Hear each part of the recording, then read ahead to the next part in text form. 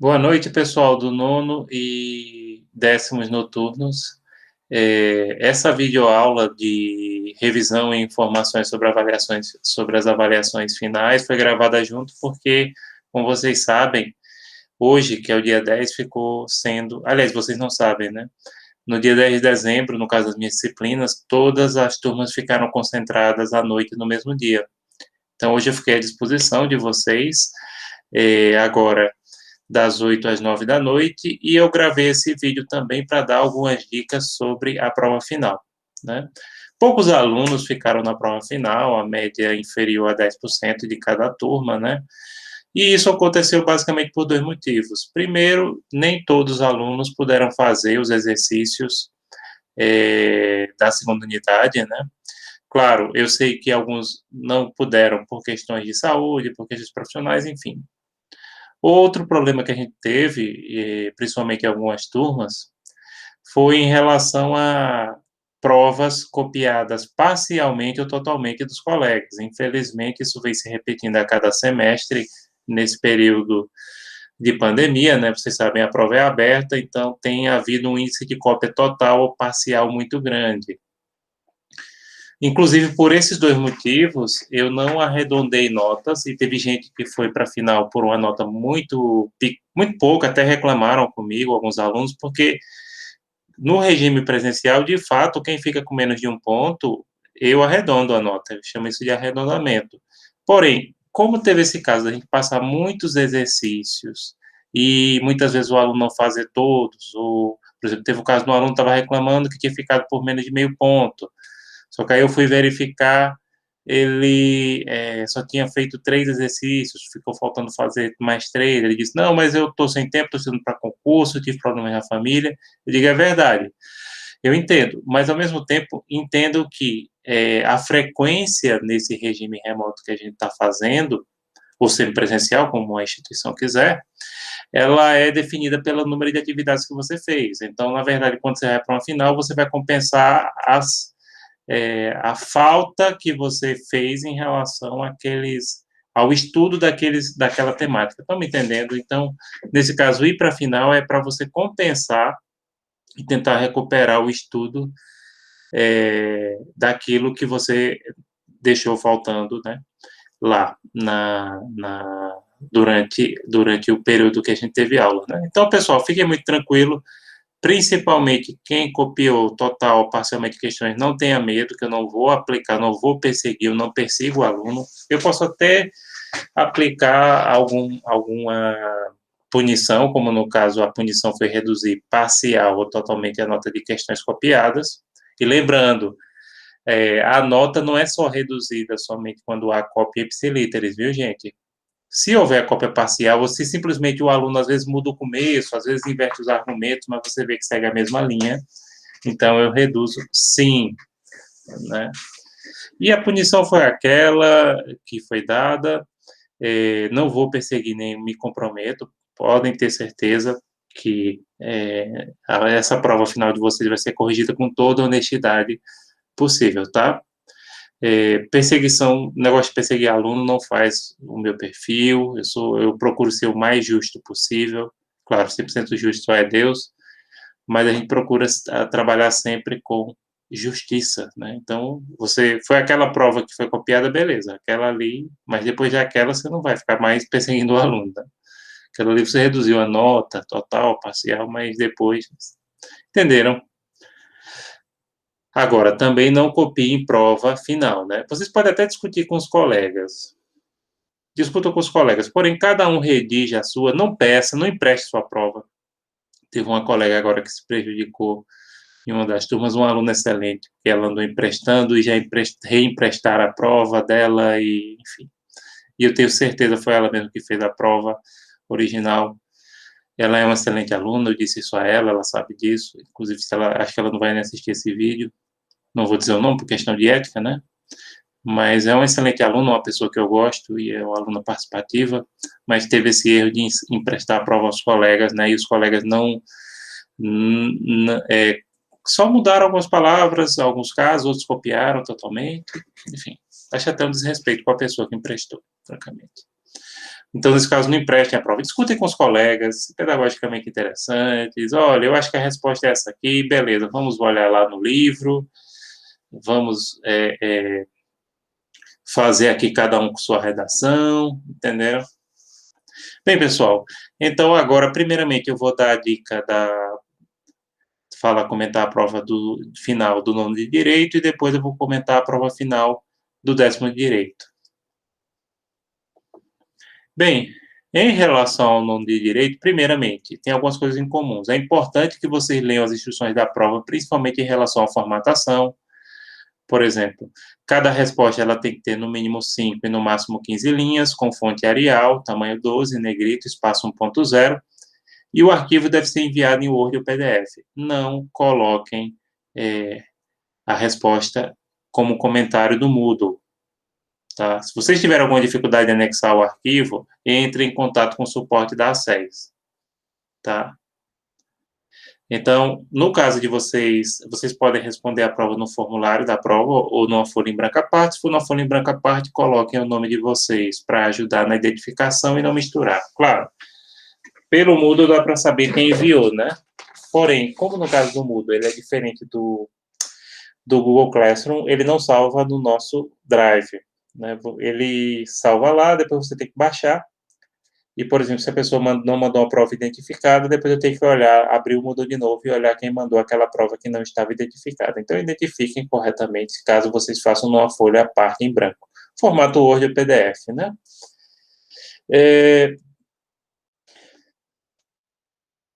Se vocês perderem essa prova, aí eu só vou deferir fazer outra mediante requerimento institucional. Ou seja, você tem que pedir à secretaria justificar se foi questão de saúde, se foi outra questão, mas justificar junto à coordenação do curso e à secretaria, porque não compareceram à prova final. Né? Não existe segunda chamada de prova final.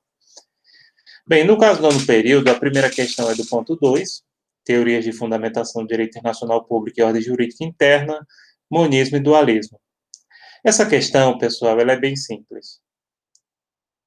Nessa questão, vai ter um artigo de uma constituição de um país, não é o Brasil, por favor, não abordem Brasil nessa questão não tem nada a ver com o Brasil, os alunos já começam a falar de STF, de Brasil, não tem nada a ver. É um país, e vocês vão dizer se aquele país é monista, e se for monista, que tipo de monismo ele adota, ou dualista, tá?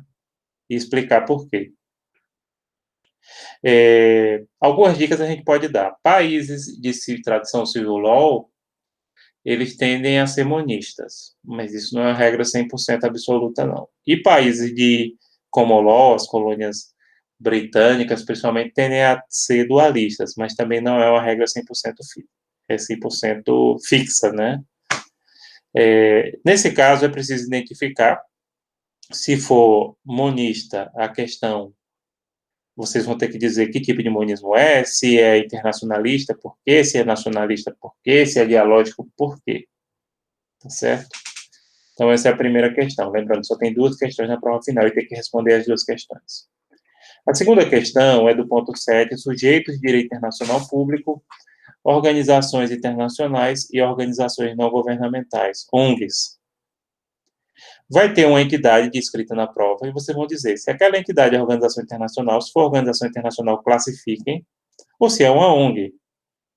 Né? ONG não tem classificação. ONG é organização não governamental. Aí tem algumas dicas. Se aquela entidade é formada por estados soberanos, ela é uma organização internacional. Precisa dizer que tipo de organização. Se é regional, de acordo com o texto que tem na prova. Né? Se é regional, se é universal, se é técnica, se é política, etc. Já se aquela entidade é formada por pessoas e empresas, ela é ONG.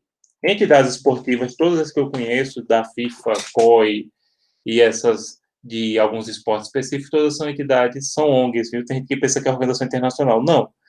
Quem representa o país nesse tipo de entidade esportiva são federações esportivas. Essas federações esportivas não são órgãos do Estado, são órgãos privados, tá?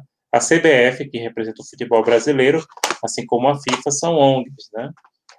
Tem gente que pensa que são órgãos do governo. Não, de jeito nenhum.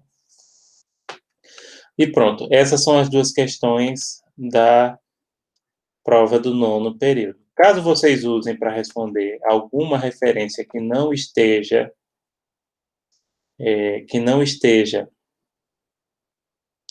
nas referências principais, vocês precisam citá-la de acordo com a ABNT no final da prova, tá? Pronto, agora eu vou falar da prova do 10º. A prova do 10º, pessoal, a primeira questão, a formatação é a mesma coisa, né?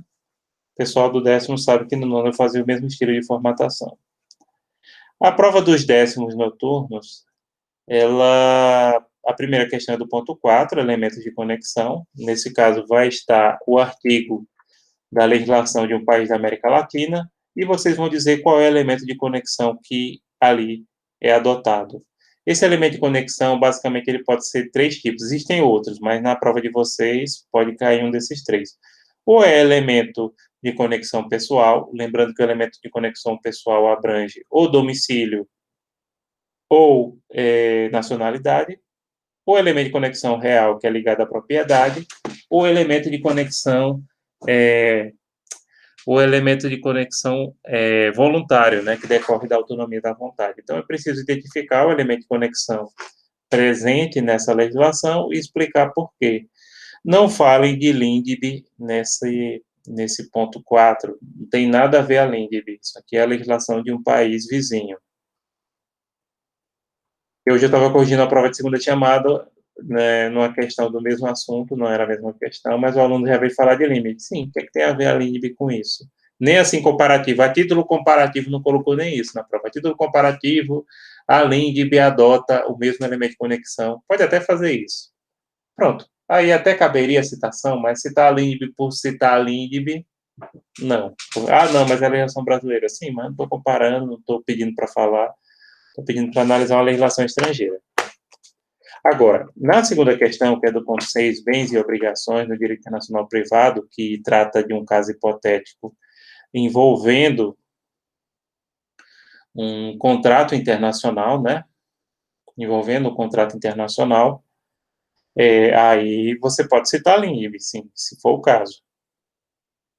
Cabe, perfeitamente. Né? Não estou dizendo que resolve a partir da LINDB, até porque o foco aqui nessa segunda questão, e aí eu já deixo a dica para vocês também, é a questão do princípio da autonomia da vontade e de haver direito disponível ou não, tá? Então, basicamente, é um caso hipotético sobre isso. Em relação às referências, a mesma coisa, se citar a referência, usar a referência que não esteja citada na prova, que não faça parte da bibliografia, citem nos termos da BNT. Mais um detalhe que é importante eu falar aqui.